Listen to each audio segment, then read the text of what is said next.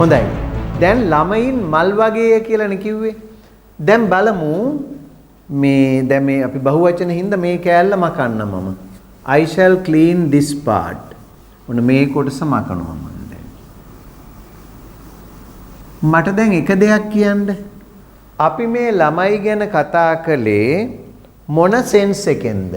non specific ද specific ද generic ද? ඒ කියන්නකො මට. generic. ඇයි? අපි මේ කතා කරන්නේ විශේෂ ළමයි කට්ටියක් ගැන විතරද? නෑ. නොදන්න ළමයිද? නෑ. සමස්ත ලෝකෙම ඉන්න ළමයි ගැන. ඒකින්ද අන්නේ ළමයි කියලා ලියන විදිහක් තියෙනවා. ඒක බලමු ජෙනරික් සෙන්ස් එකේ ලියන්නේ කොහොමද කියලා. ඒක ලියලා තියනවාද කියලා බලමු කට්ටියම හරියට. ඔයා ලියලා තියනවා හරි children. ඔයත් ලියලා තියනවා හරි children. children's කියලා ලියලා children's කියලා වචනයක් නැහැ. children's කියලා ලියලා. හරි. ඒතකොට දෙන්නෙකු තුන් දෙනෙකුගේ පොඩි වැරද්දක් තියෙනවා. හරි. එහෙනම් මේක ජෙනරික් සෙන්ස් එකේ ළමයි කියන්නේ children කියලා කියන්නේ. සමහර අය ලියලා තිබුණා මෙන්න මෙහෙම children's, තවත් සමහර අය නිකම්ම s දාලා children කියලා. ඔන්නෝම. එතකොට children කියන්නේ බහුවචනේ. ආයේ ඒක දෙසරයක් බහුවචන කරන්න ඕනේ නැහැ.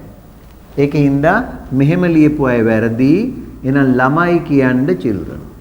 ඒක හරි. මොකද ලෝකෙම ඉන්න ළමයි ගැන කතා කරනවා නම් the children දාන්න බෑ. ඒක ඔයාලා තේරුම් ගන්න තියෙන නිසා හොඳයි. ඇත්තටම I am very happy about you children. හරිද? පොදුවේ සමස්තයක් වශයෙන් ළමයි ගැන කතා කරලා children තමයි දාන්නේ. එතෙන්දි the දාන්න බෑ. some children කියන්න බෑ. some children කිව්වොත් non specific. the children කිව්වොත් specific. generic sense එකේදී the වත් මුකුත් එන්නේ නැහැ. මුළු ලෝකෙම ඉන්න ළමයි ගැන කතා කරන්නේ. හරි. දැන් දෙවණියට මං කිව්වා ළමයින් මල් වගේය. දැන් අපි බලමු ලියලා තියෙන විදි. එක්කෙනෙක් children are flowers.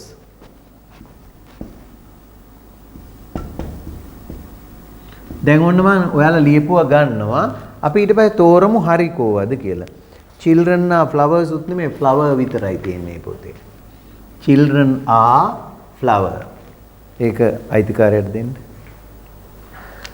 ඊළඟට මෙතන ලියලා තියෙනවා children like flowers. children තියෙනවා like flowers. ඔන්න තව එක්කෙනෙකුගේ එකක්. ඒ කවුද කියලා පස්සේ අපි හොයමු පොත දෙන්න. ඊළඟ එක්කෙනා ලියලා තියෙනවා children are like flowers. I like උයි දෙකම දාලා flowers. හරි. ඒකත් හරි. ඊළඟ එක්කෙනා ලියලා තියෙනවා children are like the මොකද්ද මේ තියෙන්නේ? children's are නෑ මේක ඔයාගේද? මෙතන තියෙනවා. ඒක මගේ. හරි මේ කාගේද? whose is this? children's are the flowers. හරි. ඒකේ තියෙන්නේ මෙහෙම. ඒකේ අර children's කියලා තියෙනවා. මෙන්න මෙහෙම DREN මෙහෙම children's are the flowers. children's are the flowers. හරි. ඊළඟ එක children are flowers. ඒක අපි ලියලා තියෙනවා children are flowers. ඒකින්ද ආයි ඒක අවශ්‍ය නැහැ. ඊළඟ අන්තිම children are look like flowers. children's are look like flowers. හොඳයි. ඔන්න අපි මෙතනත් ඉඩ ගන්නවා දැන්. දැන් children's are look like flowers. එහෙමනේ තියෙන්නේ. හරි බලමු. අන්තිම එක අපි රතු පාටින් ලියමු. children's are look like flowers. Right. මෙන්න ළමයින් මල් වගේය කියලා ළමයි ලියන විදි. ලංකාවේ ඉංග්‍රීසි ඉගෙන ගන්න බොහෝ දෙනෙක් මෙහෙම ලියනවා. හරි? එහෙනම් දැන් හරි එක මොකක්ද කියලා තෝරමු. Children are ළමෝ වෙති. වෙති කියන්නේ මම මේ පාඩම ඉගෙනුවා am is are කියන්නේ වෙනවා ඉන්නවා තියෙනවා. එහෙනම් ළමයින් වෙනවා flower එක මලක්. ළමයින් මලක් වෙනවා. එහෙනම් මේක වැරදි. Children are flower කියන එක වැරදි. ළමයි වෙනවා මල. ඒක හරියන්නේ නැහැ. ඊළඟ එක්කෙනා children like flowers. ඒක නම් හරි. ඒක අර දෙවෙනි කොලම් එකේ එකක් හැබැයි. මොකක්ද දෙවෙනි කොලම් එකේ? do, does ඒ වගේ children ළමයි like කියන්නේ කැමති flowers කියන්නේ මල් වලට. එතකොට මේක වාක්‍ය grammatically හරි logically වැරදි. එහෙනම් තවත් විශේෂ දෙයක් ඉංග්‍රීසි ඉගෙන ගද්දි මතක තියාගන්න. හරි? There is another very important thing when you write English. Your sentence must be both grammatically and logically correct. ඔබේ වාක්‍යය ව්‍යාකරණානුකූලව වගේම තාර්කිකවත් හරියන්න ඕනේ. නැත්තම් මහා භයානක දේවල් සිද්ධ වෙනවා. හරිද? මේක හැල්ලුවට ගන්න එපා. This is not a simple thing.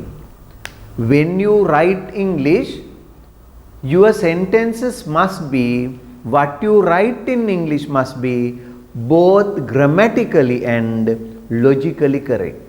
ඔයා ලියන දේවල් ඇත්තටම ව්‍යාකරණානුකූලව වගේම තාර්කිකව නිවැරදි විය යුතුමයි.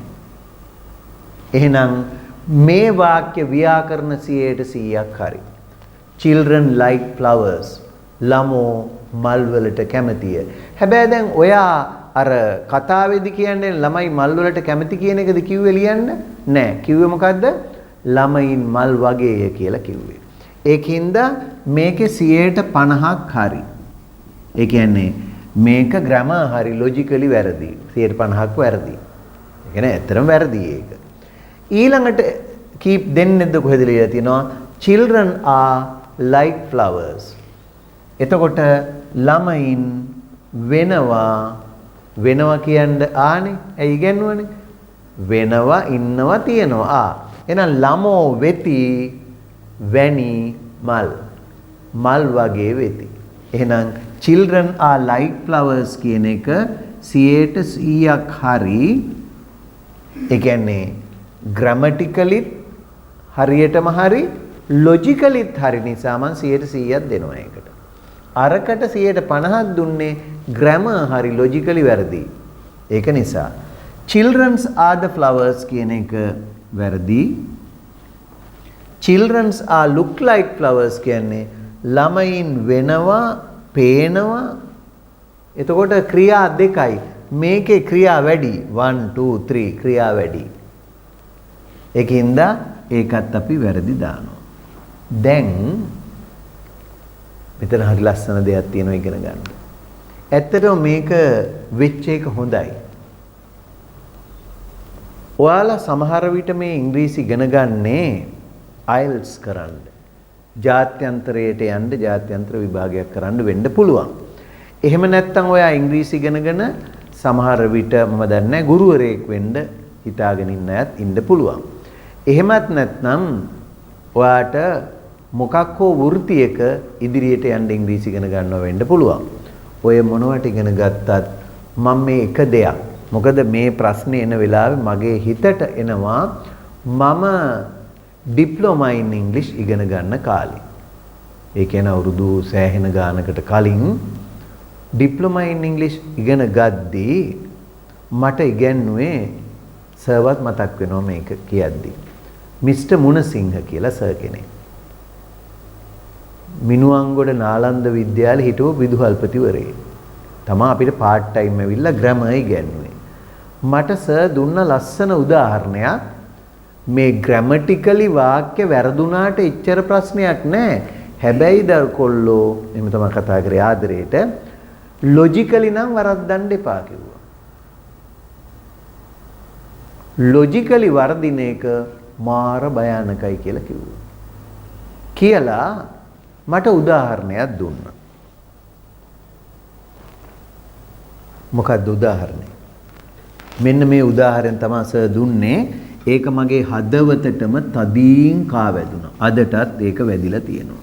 ඉතින් මම මගේ දරුවන්ට උගන්වද්දිත් මම මේ උදාහරණය හැමතැනදීම පාවිච්චි කරනවා. මෙන්න මේකයි ඒ උදාහරණය. Lord Buddha killed a bull. ඔන්න දීපු උදාහරණය. Lord Buddha killed a bull.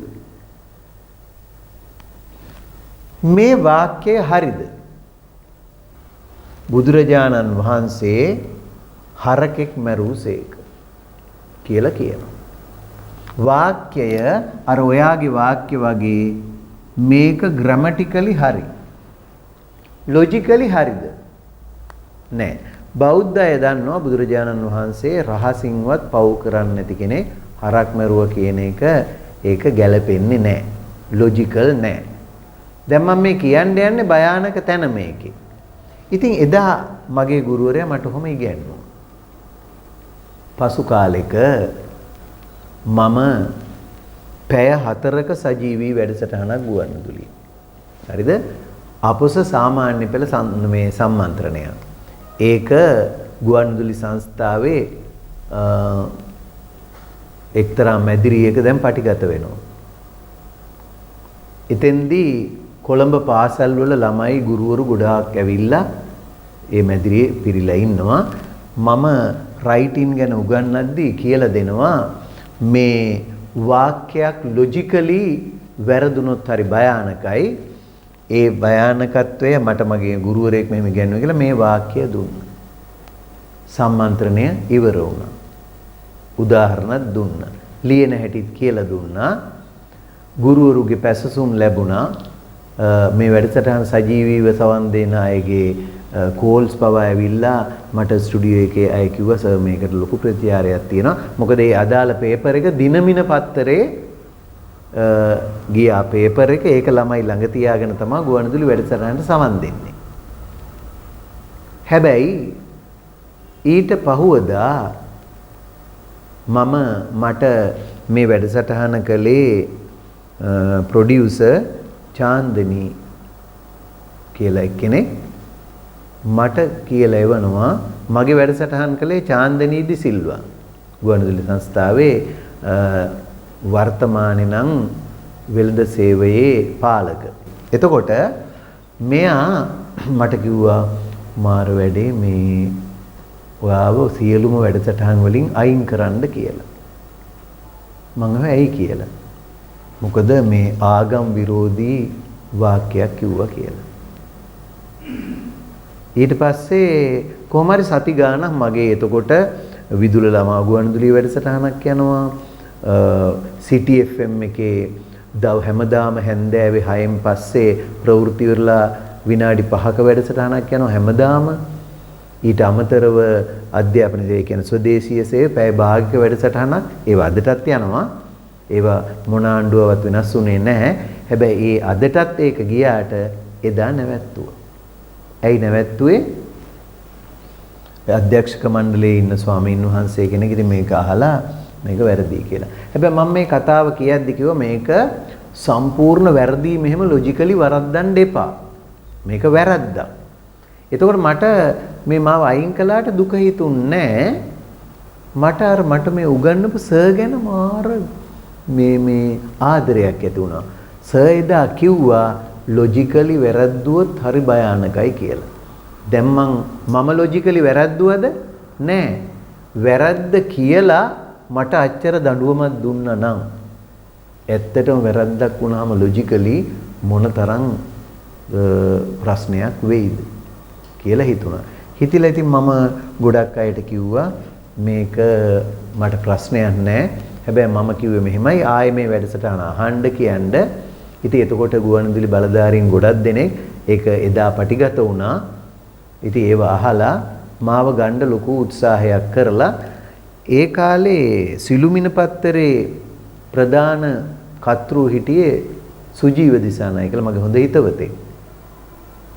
ඉතින් මම සුජීවට කියලා පොඩි ආටිකල් එකක් ලියන්න මෙන්න මෙහෙම එකක් වුණා කියලාත් කතා කර කර ඉන්නේ නැද්දි ගුවන්විදුලියෙන් ආපහු මේ කොහොම හරි මේ වැඩසටහන ආයෙ දිගටම කරන්න මට ආරාධනයක් ලැබුණා. මම දැන් මෙතන කියන්නේ මේ සත්‍ය සිද්ධියක් තුලින් ඔයාලට පහදලා දෙන්න ගියේ අපේ සර් කොච්චර හොඳ උදාහරණයක් දෙදා කියන්නේ නැත්තේ.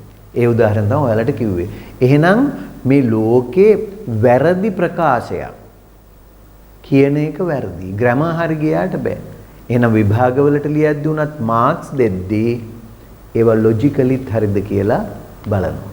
ඒක නිසා whenever you are going to write English, your sentences must be both logically and grammatically correct. ඒකත් හොඳට හිතට ගන්න.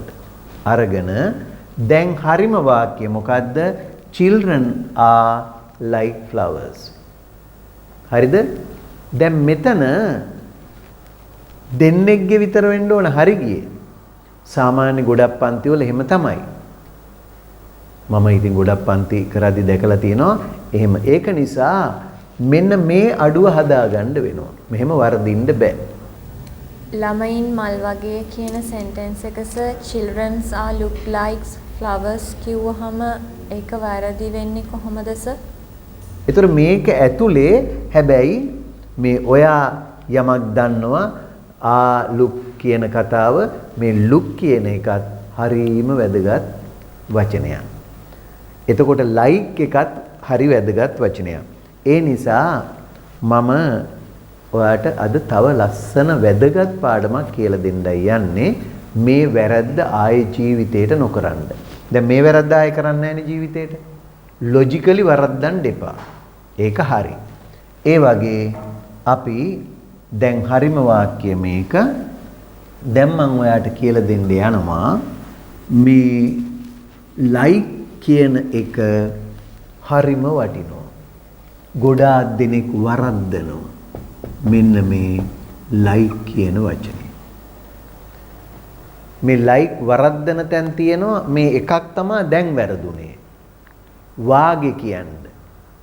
හරි? මල් වගේය කියන එක වැරද්දුවනේ. මල් වලට කැමති වුණානේ. මොකද ඒ එක තැනක් තමයි like කියන එකේ තේරුම් දෙකක් තියෙනවා. එකක් මොකද්ද? කැමති. දෙක මොකද්ද? වාගේ. ඉතින් අපි ඉස්සෙල්ලා ඒක ඉගෙන ගමු. like වල එකක් තමයි කැමති. හරිද? දෙවැනි එක වාගේ. කැමති වාගේ. හරි? කැමති වෙනකොට කොහොමද ලියන්නේ? වාගේ කියනකොට කොහොමද ලියන්නේ කියන එක වැඩි දෙනෙකුට වැරදුන නිසා මම මේ පාඩම දැන් ඉක්මනින් කියලා දෙන්න යන්නේ. ඔන්න බලන්න කොහොමද ඒක වෙන්නේ කියලා. කැමති වාගේ. බලමු. කැමති කියන්නේ අපි ගන්නේ LIKE like. ඒක පසුගිය සතියේ ඉස්සලා සතියේ ඉගෙන ගත්තු ක්‍රියාපදයක්. කැමති කියන එක. වාගේ කියන්නේ එන්නේ හරිද? අර මුල්ම සතියේ ඉගෙන ගත්ත be verb එකකුත් එක්කලා. එක්කෝ is like එහෙම නැත්නම් are like එහෙම නැත්නම් am. ඕවත් එක්කලා like ආවොත් තමයි වාගේ වෙන්නේ. හරිද? දැන් අපි මෙහෙම ගත්තොත් මට මතක් වෙනවා ළමයෙක් දවසක් ලියලා තියෙනවා අපි ළමයෙකුට ලියන්න දුන්න ඡේදයක් තමන්ගේ සුරතලා ගැන my pet ගැන. ඒ ළමයා ලියනවා I like my cow. මම මගේ එළදෙනට කැමතියි. I like my cow. My pet is a cow. I like my pet. I like my cow. දැන් මේකේ තේරුම මොකද්ද? මම කැමති මගේ එළදෙනට. හැබැයි අවාසනාවකට වගේ මේ ළමයාට මේක ලියුනේ මෙන්න මෙහෙම. I am like my cow. මම මගේ එළදෙන වගේ. හරි? එතකොට දැන් වාක්‍ය නම් හරි ලොජිකලි එතන පොඩි අප්සෙට් එකක් තියෙනවා. දැන් ඔයාලා අතින් ලියුනේ ඒ වගේ. එතකොට දැන් මතක තියාගන්න like කියන්නේ කැමති am එක්කලා like ආවොත් වාගේ කියලා හැදෙන්නේ. right? තේරුණාද? අපි යම් කිසි දෙයකට කැමති නම් අපි කියන්නේ subject ගාවට like කියන verb එක ගන්නවා. දැන් ඇය නම් අපි ගන්නෙ she. she එනකොට ක්‍රියාව like දාන්න පුළුවන්ද? බෑ. ඒක ඉගෙනුවා එදා. she likes. she likes. right? toffees. she likes toffees. ඇය toffee වලට කැමතියි. she likes toffees. එහෙනම් මේ likes කියන්නේ කැමති. වැරදිලවත් මෙහෙම ලියවුනොත් she is like a toffee. ඇය ටොෆියක් වගේ. එතකොට වෙන්නේ මොකද්ද? ඇය මොනවා හරි දෙයක් වාගේ කියලා එන්නේ. අන්න ඒ නිසා මේක දිගට උදාහරණ ගොඩක් දෙන්න ඉතින් වෙලාව යනවනේ. දැන් මේ උදාහරණ දෙකෙන් පැහැදිලි වුණානේ. අපි කැමති කියද්දී I like, you like, we like, they like ඒක වචනේ කළා she likes කියලා එන්නේ. ඇය කැමති. My father likes reading newspapers. My mother likes watching television. ඒ වගේ ඔන්න like එන්නේ කැමති කියලා කියන්නේ. ඒක වචනේ කළා එදාම මේ ඉගෙනුවා third person singular එකලා likes වෙනවා. I, we, you, they ඇතුළු බහුවචනයක් කළා like දානවා කැමති කියන්නේ. හැබැයි කොතනදී හරි අපිට වාගේ කියන්න ඕන නම් හරිද? එතකොට දාන්න මොකද්ද? am is a be verb එකක් එක්කලා like දාන්න. she is like her mother. ඇය ඇගේ අම්මා වගේ. children are like flowers. ළමයින් මල් වගේ. ඔන්න ඕකයි like එකේ පළමුවෙනි කොටස ළමයි අතින් වර්ධින. වාගේ වෙනුවට කැමැති දානවා. කැමැති වෙනුවට වාගේ මාරු වෙනවා. එහෙනම් අද හොඳට ඉගෙන ගන්න මේ දෙක ආයේ වරද්දන්න නැතුව ලියන විදිය. කැමැති නම් like විතරයි. වාගේ නම් like තනියම විතරක් දාන්න බෑ. be verb එකක් එක්කලා යෙදෙන්නේ. තේරුණාද ඒක? is it clear? පැහැදිලිද? හරි. පැහැදිලි නම් දැන් ඕකත් පොඩි note එකක් දාගන්න. These are very simple lessons even though I took some time to describe. විස්තර කරන්න ටිකක් වෙලා ගියාට වැදගත් පොඩි පාඩම්.